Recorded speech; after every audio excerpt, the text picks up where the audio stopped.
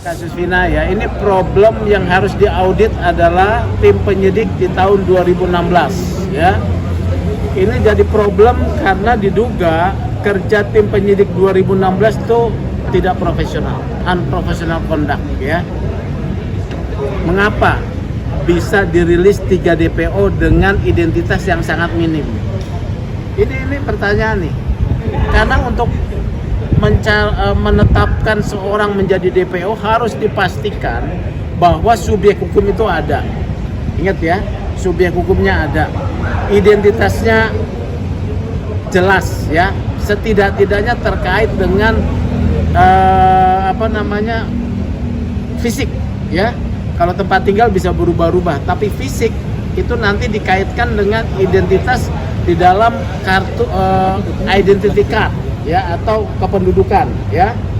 Nah, ini dirilis 3 dengan tidak jelas ya, kan 3 itu dengan namanya saja nama pendek ya, bisa juga nama panggilan ini, karena di antara geng itu mana peduli namamu sebetulnya siapa, dipanggilnya Andi, kemudian Peggy, kemudian siapa lagi tuh, satu lagi ya. Ini kan tidak. Nah, sekarang dinyatakan bahwa hanya 1. Kalau benar 1, maka Polri wajib memeriksa tim penyidik di 2016 ya. Siapa tim penyidiknya? Siapa pimpinannya? Ini harus diminta pertanggungjawaban nih.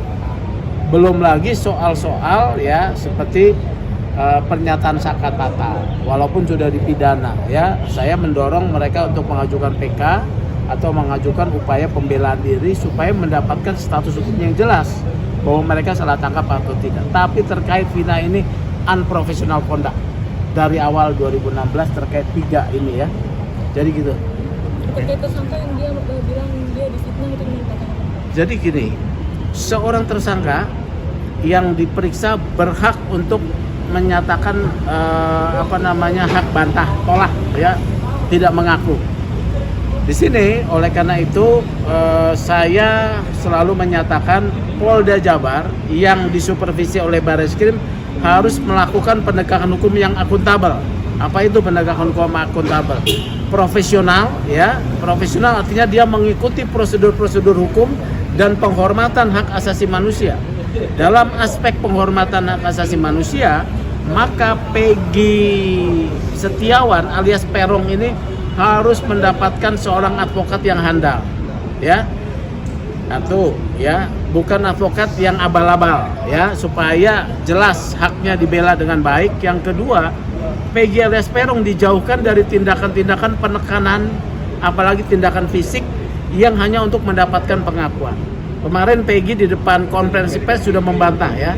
Artinya memang ini mendorong kepolisian untuk melakukan penegakan hukum secara profesional. Pendekatannya adalah scientific crime investigation, baik melalui prosedur-prosedur maupun pembuktian secara ilmiah. Jadi begitu kuncinya. Ya, kalau menurut Abang betul ya, jadi itu bisa menjawab bahwa polisi memang menegakkan hukum dengan benar di dalam kasus Vina ini ya. Jadi sudah benar.